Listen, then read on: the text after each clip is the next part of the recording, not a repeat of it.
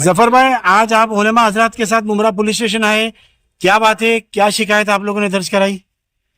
अस्सलाम वालेकुम। दरअसल ये जो वफद आया है ये उलमाओं की क़यादत में आया हुआ है।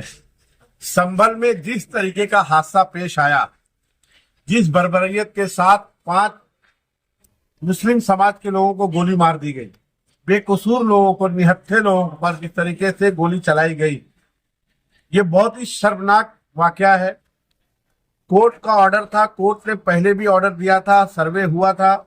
सर्वे होने के बाद फिर से वापस से कोर्ट में वो लोग गए, वापस से कोर्ट ने परमिशन दिया सर्वे का। सर्वे का 2 घंटे का ही अभी मामला हुआ था कि 2 घंटे पहले उन्होंने आदेश दिया था, और इतनी जल्दबाजी में वहां की पुलिस प्रशासन और वहां का सरकारी महकमा इतना तेजी में था कि वो 2 घंटे के अंदर, और वो आ गया संभल मस्जिद का वापस से सर्वे करने के लिए।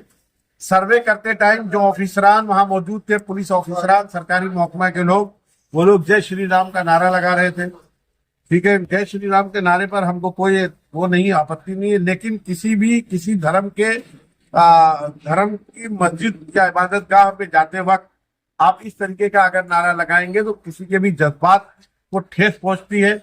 और वहां पर जब लोग ये सरकारी महकमा पहुंचा और पुलिस डिपार्टमेंट के लोग पहुंचे, सर्वे वाले, तो वहां के लोगों ने ये बात करने की कोशिश की कि आपको अगर सर्वे करना ही था तो कम से कम पुलिस जो मस्जिद के जिम्मेदारान है, ट्रस्टियान है, उनसे आपको एक बार मुलाकात करनी चाहिए थी। इस तरीके से डायरेक्ट आप मस्जिद में आकर के सर्वे कर रहे हैं विदाउट इंफॉर्मेशन, ये रॉन्ग है। जिसका लोग एहतजाज कर रहे थे कानून के दायरे में रह करके, जिसको बाबा साहब अम्बेडकर ने जो हमको हिंदुस्तान में कानून दिया है उसमें रह करके लोग विरोध कर रहे थे, लेकिन जिस तरीके से पुलिस ने डायरेक्ट उनके सीने पर गोलियां चलाई है, ये हिंदुस्तान का बहुत ही सबसे शर्मनाक वाकया है। इसीलिए हम तमाम उलमा हजरात, मुमरा शहर के तमाम जिम्मेदारान मुमरा पुलिस स्टेशन में आए थे। उस ऑफिसर जिन्होंने गोलियां चलाई, जिसमें हमारे बच्चे शहीद हुए हैं, उनके खिलाफ 302 का मुकदमा दर्ज किया जाए। इसके लिए हम लोग एक डेलीगेशन की शक्ल में सीनियर साहब से मुलाकात की।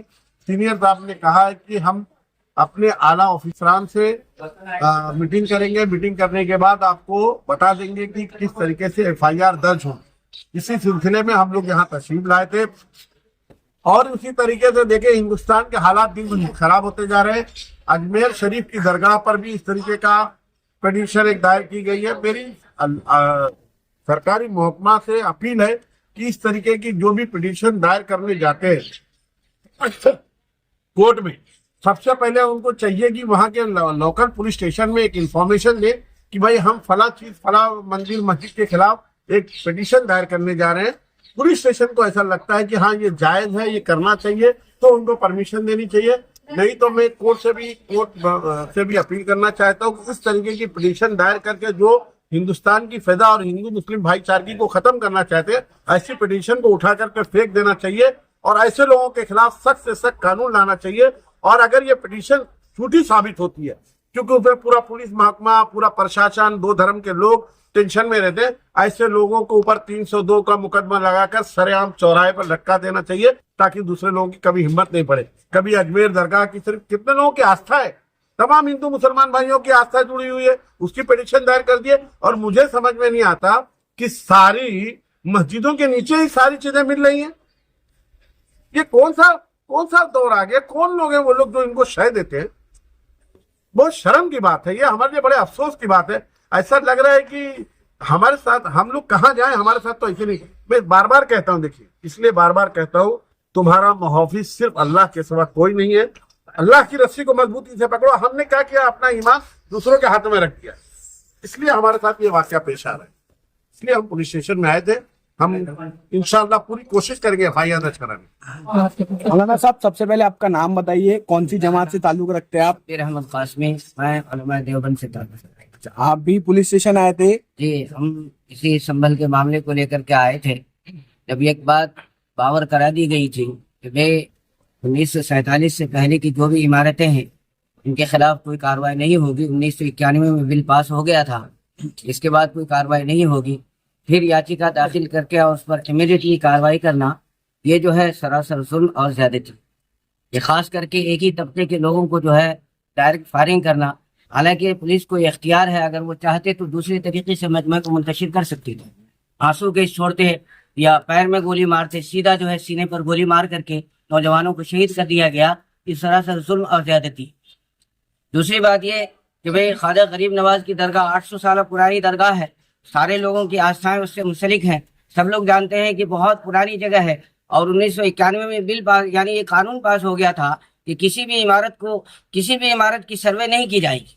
लेकिन फिर ये जो है याचिका जिसने दाखिल किया, फौरन उस पर एक्शन लिया गया। सुबह 6:30 बजे ही जो है एसआई की टीम पहुंच गई। सर्वे के लिए किसी को इत्तला भी नहीं दी गई और पता नहीं कि कैसे कैसे लोगों को लेकर के गए और वहां जो है मजमा ने इंतशार करना शुरू कर दिया। और वो जो लोग आए उन्होंने कहा कि भाई वो पत्थरबाजी क्यों किए? पत्थरबाजी करने की कोई वजह थी? उनको उकसाया गया, उनको भड़काया गया, उनके मिजाज को गर्म किया गया, तब जाकर के मजबूरन वो अपने बचाव में पत्थरबाजी किए। और हमारे जो पुलिस का महकमा है जो वहां पर हाजिर थे, उन्होंने डायरेक्ट सीने पर फायर किया और सर पर गोली मारी गई। किसी ने नीचे से गोली मारा। अगर चाहिए तो ये था कि पैर में गोली मारकर को मजरूह किया जाता कि वो वहां से फरार हो जाते, लेकिन उन्होंने ऐसा नहीं किया और जानबूझ करके जो है ये सोची समझी साजिश के तहत जो है इन पर जो है कार्रवाई की गई है। इसीलिए हम इसकी निंदा करते हैं।